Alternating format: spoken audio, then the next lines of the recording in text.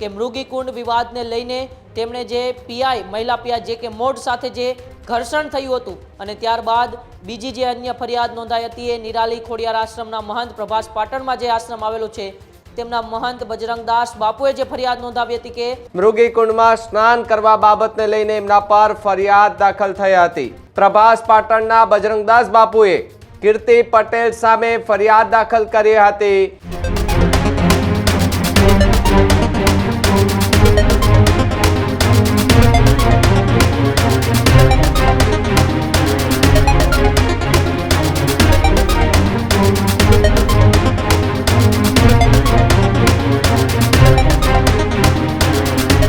समाचार जूनागढ़ थी सामे आवी रह्या छे।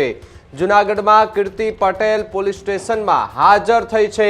मृगीकुंड में स्नान करवा बाबतने लईने एमना पर फरियाद दाखल थई हती। पोताना वकील साथे पोलीस स्टेशन में कीर्ति पटेल हाजर थई छे।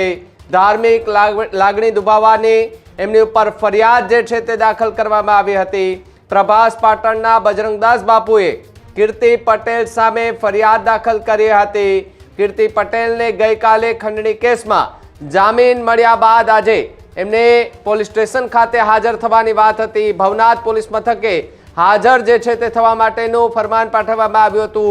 ए बाद कीर्ति पटेल आजे पोलीस स्टेशन खाते हाजर थयोनी वात सामे आवी रही छे। त्यारे मृगीकुंडमां स्नान करवा बाबतने लईने पोलीस साथे ए बबाल थई हती अने धार्मिक लागणी जे छे ते दुबावવાનો मामलो जे छे ते सामे आव्यो तो जे बाद अलग अलग 3 जेटली फरियादों जूनागढ़ में कीर्ति पटेल सामे नोंधाई हती। जेमां एक खंडणीनी जे फरियाद हती ए खंडणीनी फरियादने लई कीर्ति पटेल के जेओ फरार हता ने तेमने राजस्थान थी झड़पी अने सीधे जूनागढ़ लई आववामां आवी हती।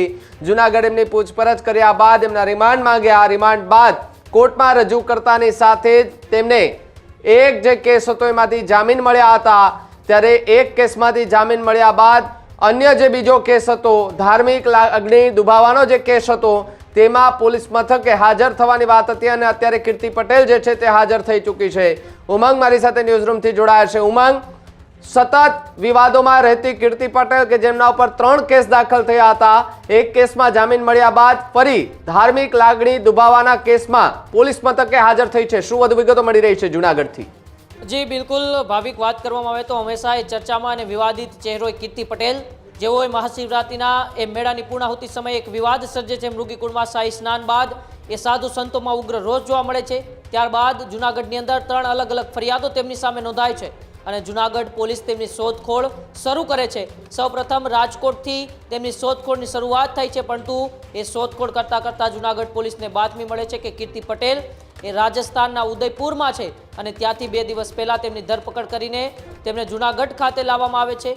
જૂનાગઢ તેમનું મેડિકલ ચેકઅપ પણ કરવામાં આવે છે અને ત્યારબાદ તેમને ગઈકાલે એક કોર્ટની અંદર સવારે રજૂ કરવામાં આવે છે। ત્યારે પોલીસ 5 દિવસના રિમાન્ડ માગે છે, પરંતુ એ કોર્ટ છે 1 દિવસના રિમાન્ડ મંજૂર કરે છે। ફરી 1 દિવસના રિમાન્ડ પૂર્ણ થયા બાદ ગઈકાલે સાંજે તેમને કોર્ટની અંદર હાજર કરવામાં આવે છે। ત્યારે કીર્તિ પટેલ એ પોતાના જામીન અરજી મૂકે છે અને જે ત્રીજી ફરિયાદ નોંધાણી હતી 20 લાખની ખંડણી અને જાનથી મારી નાખવાની ધમકી કીર્તિ પટેલ અને તેમના જે 5-4 સાથી હતા અન્ય તેમના દ્વારા આપવામાં આવી હતી, તેમાં તેમને જામીન મળે છે। પરંતુ ગઈકાલે જ કોર્ટે ફરમાન કરી દીધું હતું કે મૃગીકુંડ વિવાદને લઈને તેમણે જે પીઆઈ મહિલા પીઆઈ જે કે મોડ સાથે જે ઘર્ષણ થયું હતું અને ત્યારબાદ બીજી જે અન્ય ફરિયાદ નોંધાઈ હતી એ નિરાલી ખોડિયાર આશ્રમના મહંત પ્રભાસ પાટણમાં જે આશ્રમ આવેલો છે તેમના મહંત બજરંગદાસ બાપુએ જે ફરિયાદ નોંધાવી હતી કે મૃગીકુંડની અંદર કીર્તિ પટેલે ભગવા વસ્ત્રો પહેરીને જે સ્નાન કર્યું છે, જેને લઈને સૌ સાધુ સમાજ અને સનાતન સંસ્કૃતિ સાથે જોડાયેલા લોકોની એ ધાર્મિક લાગણી દુભાઈ છે। એને લઈને હવે એ જ ફરિયાદને લઈ અત્યારે કીર્તિ પટેલ જૂનાગઢ પોલીસ સ્ટેશનની અંદર હાજર થઈ છે અને તેમની પૂછપરછનો દોર શરૂ કરવામાં આવ્યો છે।